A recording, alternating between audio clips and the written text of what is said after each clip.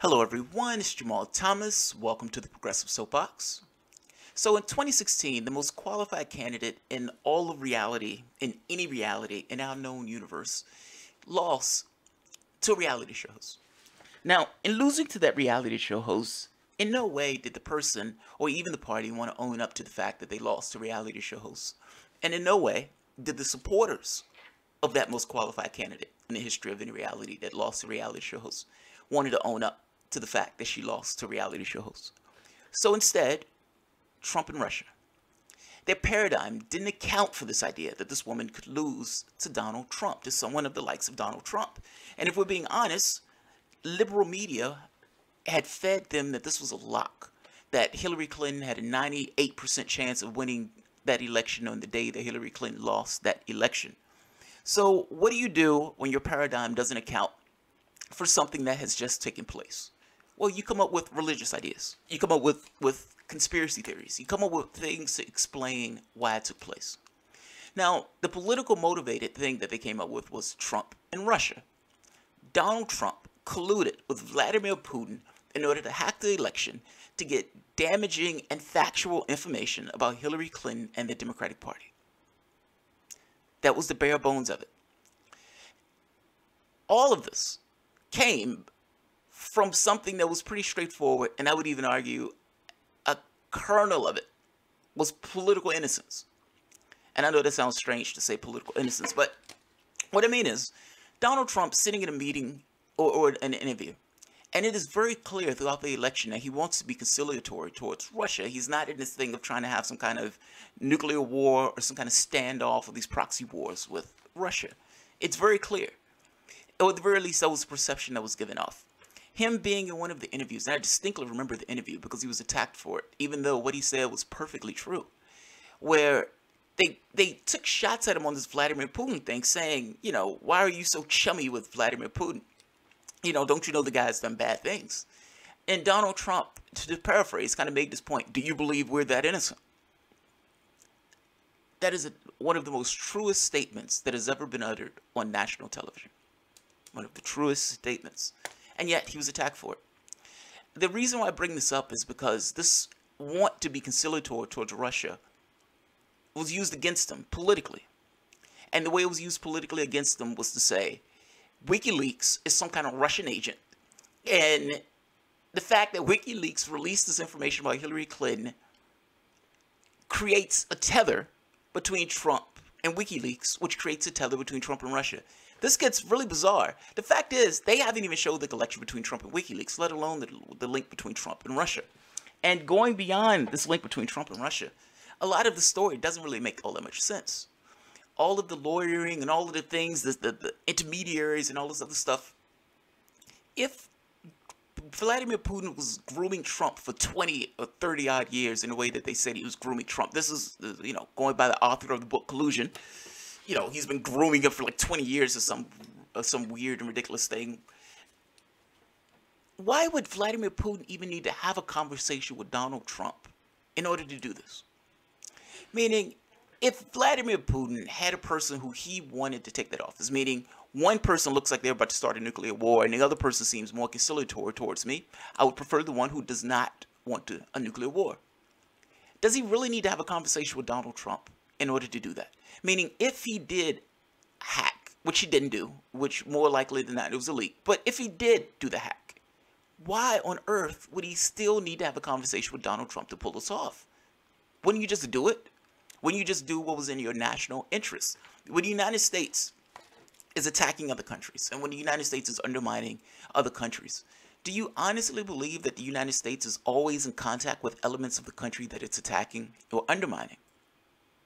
If it has an interest, it just asks. It doesn't necessarily have to be on talking points or hugging out with the leader, having this kind of bromance with the leader of the other country. If it was their interest, they would do it. I guess the point I'm making is they're screaming for a year and a half about a link between Trump and Russia. And in no way, over this year and a half, has that link been established, even though in no way has it stopped them from screaming about this link nonetheless. One of the things that they used to come up with this link was the Steel Dossier. The Steel Dossier was, for all intents and purposes, operational research that they used to come up with the basis for the domestic spying. And this is amazing. They're using opposition research, meaning Hillary Clinton is purchasing opposition research to attack her opponent.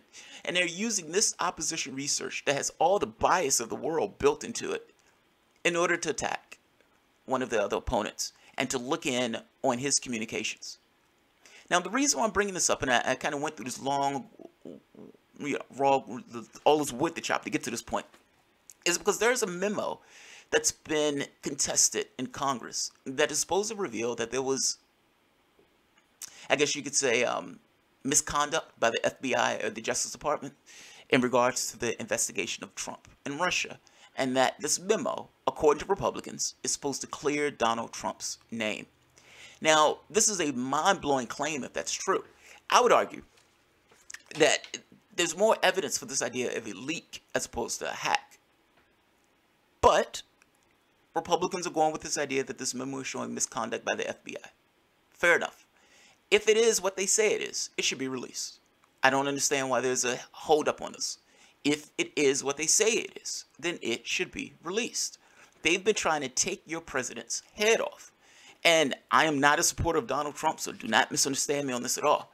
This is more from the standpoint of I disagree with this idea of impeachment.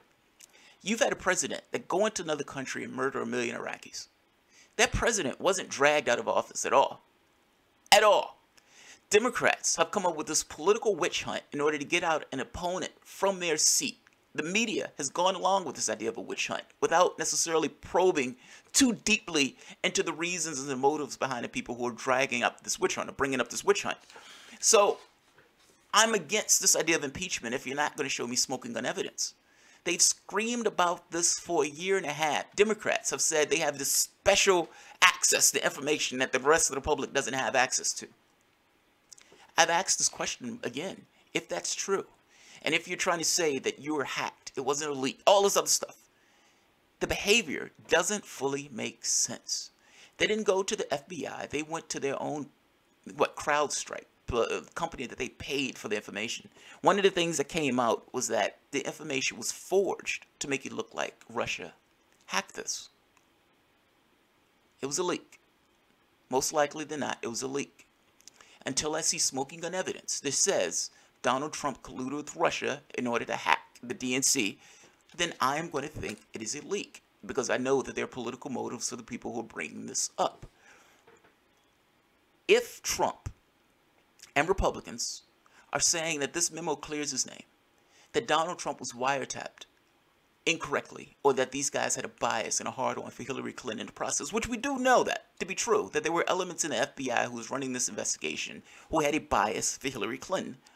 If that's true, and if they're saying that this memo demonstrates that to be true, then they should release the memo.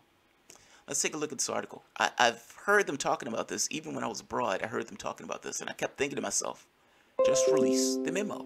If the memo is what you said the memo is, release the memo. Let's take a look at the story. Republicans vote to release contentious memo attacking the FBI over the 2016 election. Trump backers say memo would clear President and Russia inquiry. The Justice Department opposes the extraordinarily recklessness release. The House Intelligence Committee voted along party lines on Monday to release a controversial secret memo that alleges misconduct by the FBI during the 2016 presidential election. The 3.5-page memo, authored by Republican Devin Nunes and his staff, has become a flashpoint for Trump supporters who claim that its contents would exonerate the president in the Russian investigation.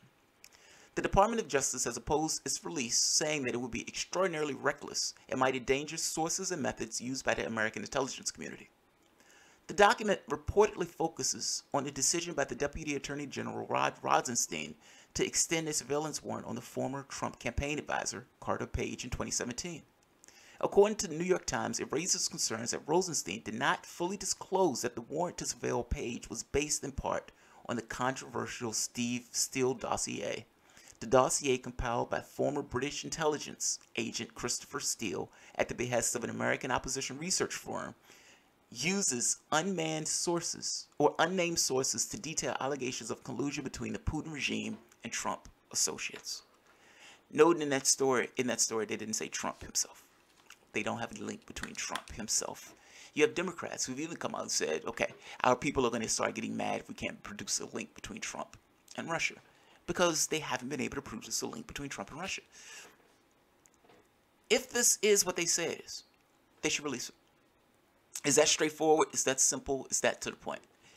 They're going after your president's head.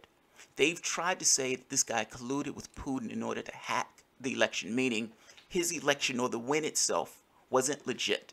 That Hillary Clinton didn't lose because she was a horrible candidate. She didn't lose because she picked Tim Kaine for vice president. She didn't lose because she ran a tone-deaf campaign that in no way cared about what the public wanted. She didn't lose because she used Donald Trump like a loaded gun to the American public's head.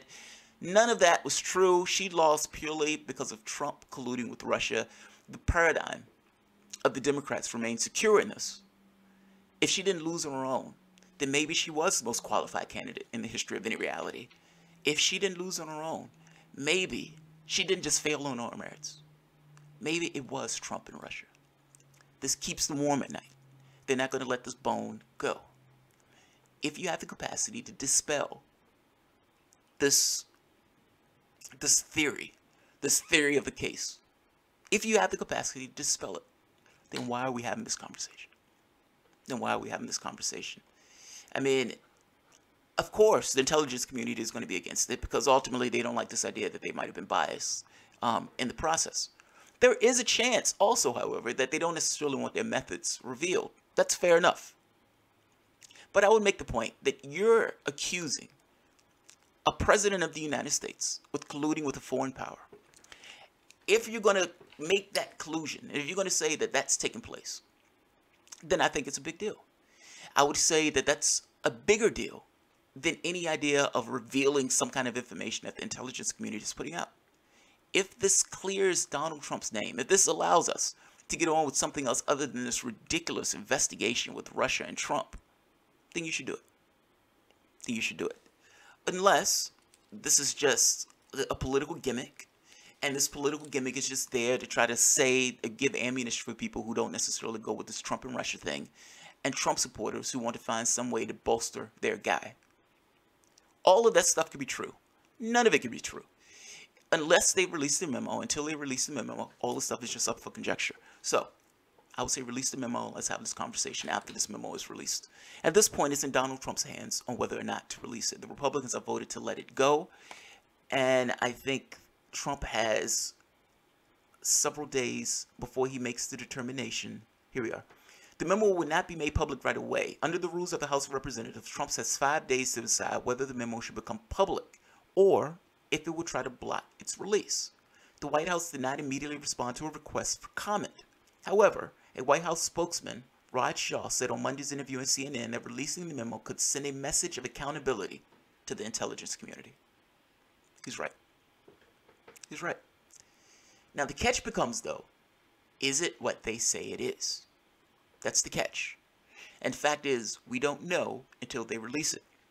In the same way that Democrats have a dog in the hunt of maintaining their paradigm that this was the most qualified person in the history of people, Republicans also don't want their guy being tainted tainted with this idea that he was colluding with a foreign power in order to undermine the United States government.